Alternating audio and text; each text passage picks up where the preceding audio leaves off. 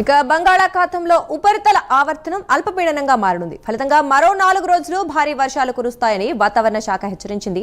తెలంగాణ, కోస్తాంధ్రలో 18వ తేదీ వరకు భారీ వర్షాలు కురిసే ఛాన్స్ ఉందని ఐఎండీ హెచ్చరించింది. ఇక కర్ణాటక, కేరళకు 16వ తేదీ వరకు అత్యంత భారీ వర్షాలు కురుస్తాయని తెలిపింది. అల్పపీడనం కారణంగా తమిళనాడు, పుదుచ్చేరి, కేరళ, తెలంగాణలో అక్కడక్కడ ఉరుములు, మెరుపులతో కూడిన వర్షాలు కురుస్తాయి. మరికొన్ని చోట్ల గంటకు 30 నుంచి 50 కిలోమీటర్ల వేగంతో ఈదురుగాలులతో కూడిన భారీ వర్షాలు కురిసే అవకాశం ఉంది. రేపు, ఎల్లుండి తమిళనాడు, పుదుచ్చేరిలో భారీ వర్షాలు కురుస్తాయని వాతావరణ శాఖ తెలిపింది.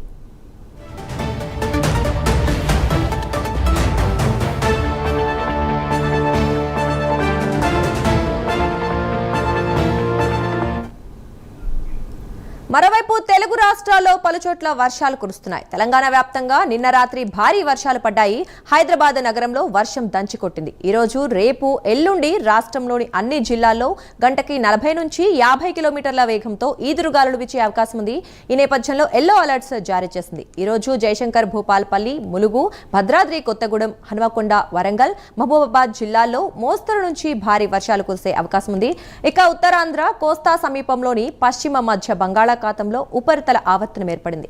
ఏపీలో 15 జిల్లాలకు ఆరెంజ్ అలర్ట్, 11 జిల్లాలకు వాతావరణ కేంద్రం ఎల్లో అలర్ట్ జారీ చేసింది. కోస్తా తీరంలో మత్స్యకారులు వేటకు వెళ్లొద్దని అధికారులు సూచించారు. మరికొన్ని ప్రాంతాల్లో పిడుగులు పడే అవకాశం ఉండడంతో ప్రజలు అప్రమత్తంగా ఉండాలని సూచించింది.